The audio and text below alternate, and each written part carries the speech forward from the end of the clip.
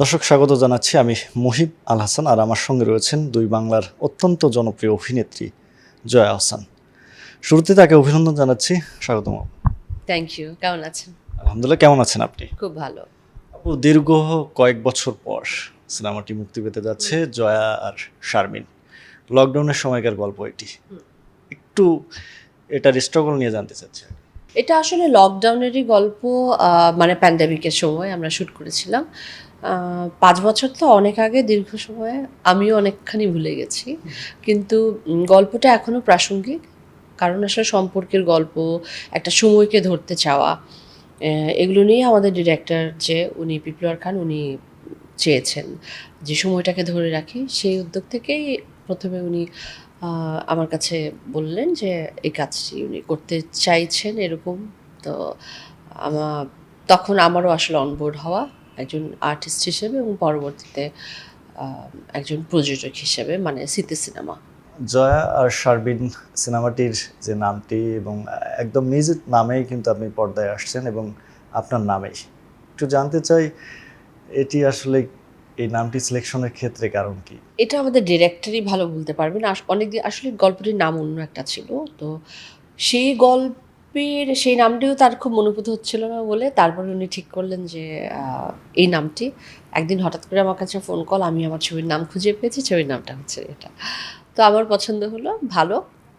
একটু অন্যরকম নাম। একদম নিজ নামেই আপনি কিন্তু পর্দায় উপস্থিত হচ্ছেন। হ্যাঁ, একটু নিজের নামে। আমি এখানে জয়া আহসানের চরিত্রে অভিনয় করেছি আসলে। তো জয়া আহসানের চরিত্রে অভিনয় করতে খুব উইয়ার্ড লাগছিল, অদ্ভুত লাগছিল। সাধারণত অনেক ধরনের চরিত্র আমরা অভিনয় করি। তো এখানে জয়া আহসানের চরিত্রে অভিনয় করতে আমার একটু অদ্ভুতই লাগছিল। কিন্তু ফাইনালি আপনারাই বলতে পারবেন যে জয়া আহসানের চরিত্রে অভিনয় করে আমি কেমন করেছি। দীর্ঘ 5 বছর পর সিনেমা মুক্তি পেতে যাচ্ছে, যে সিনেমাটি নির্মাণ হয়েছে কোভিডের সময়। এটি এত সময় পর কেন মুক্তি? এটা ডিরেক্টরের কল, এবং আমার মনে হয় না যে দীর্ঘ এতটা সময়, ঠিক সময়ে এটা আসছে। এখন একটা অস্থির সময়ের ভিতর দিয়ে যাচ্ছি আমরা। এই সময়টায় আমাদের যেই কঠিন সময়টা আমরা পার করে এসেছি, সেটা দেখে আমরা নিজেরাই বুঝতে পারবো যে কতটা আনসার্টেনিটির ভেতর দিয়ে আমরা এসেছি এবং সেই সময়টাকে আমরা জয় করতে পেরেছি। আমার মনে হয় যে এখন এটা দেখলে আমাদের প্রাসঙ্গিক মনে হয়। এখন যে সময় সিনেমাটি মুক্তি দিতে যাচ্ছেন, সে সময়টাও একটা রাজনৈতিক প্রেক্ষাপটের অস্থিরতা রয়েছে। চ্যালেঞ্জিং কতটা মনে করছেন সিনেমাটি মুক্তির ক্ষেত্রে?